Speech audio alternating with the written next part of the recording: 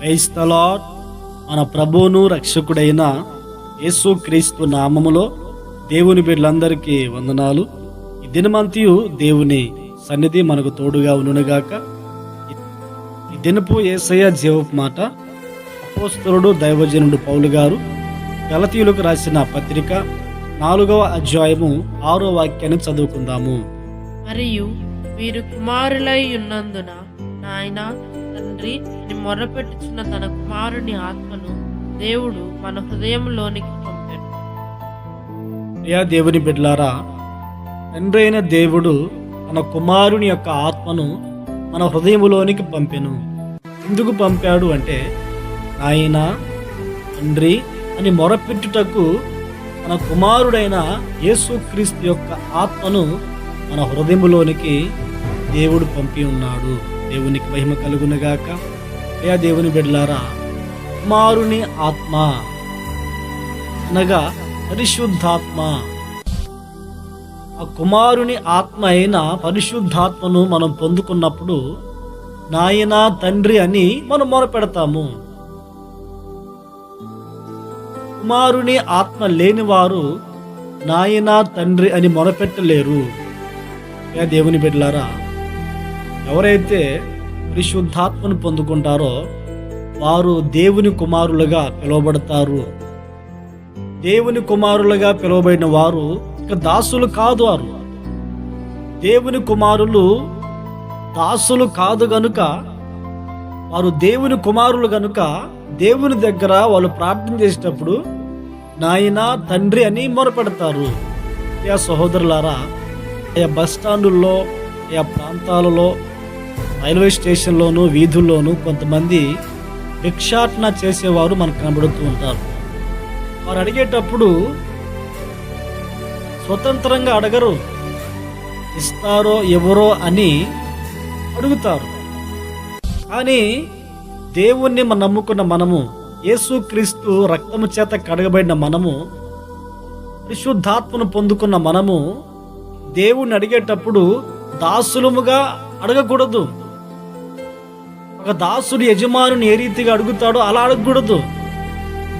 ఒక కుమారుడు తండ్రిని ఏ రీతిగా అడుగుతాడో నాయనా అబ్బా తండ్రి అని ఏ రీతిగా ఒక కన్న కుమారుడు తండ్రిని అడుగుతాడో ఆ రీతిగా మనం అడగాలి, మొరపెట్టాలి.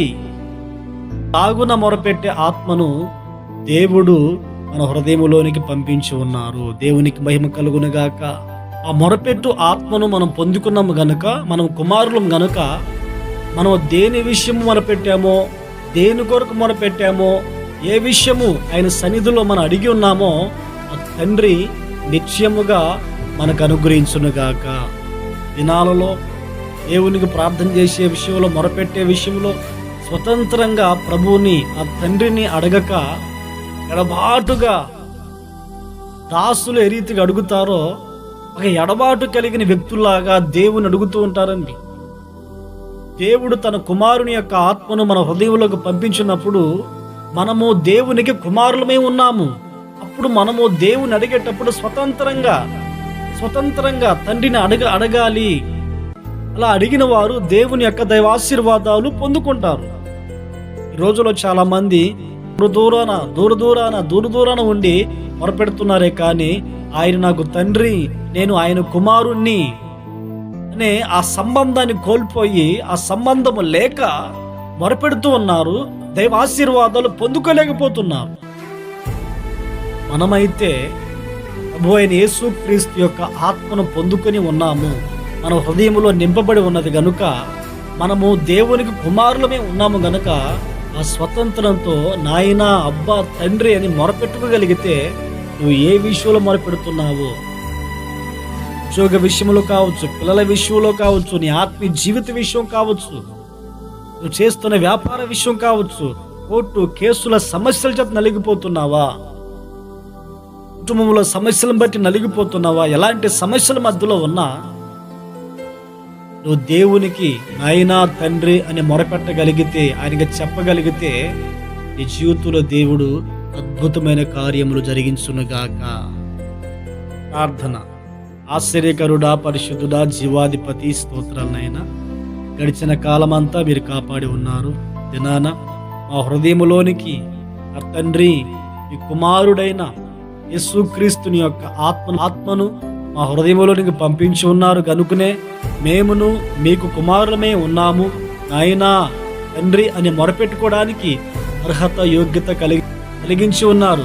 ఇక మేము దాసులము కాదు నాయనా, మీకు కుమారులమే ఉన్నాము గనుక ప్రతిదీ మా అవసరతలు, మా అక్కరలు, మా సమస్య మీకు చెప్పుకోవడానికి సహాయం అనుగ్రహించి ఉన్నారు. ఇంతవరకు నీ సన్నిధిలో ప్రార్థించి ఉన్నాం, అనేకమైన మేలులు పొందుకున్నాం. రాబో దినాల్లో కూడా ఆత్మను పొందుకున్న మేము మీకు మొరపెట్టగలిగి ఈ ద్వారా దీవెని పొందుకోవడానికి సహాయం అనుగ్రహించమని ప్రార్థిస్తున్నాం. ఈ దినమంతా మీరు మాతో ఉండి ఆత్మచేత నింపి నడిపించి మహిమను పొందమని యేసు నామములో ప్రార్థించి అడిగి పొంది ఉన్నాము తండ్రి. ఆమేన్, ఆమేన్.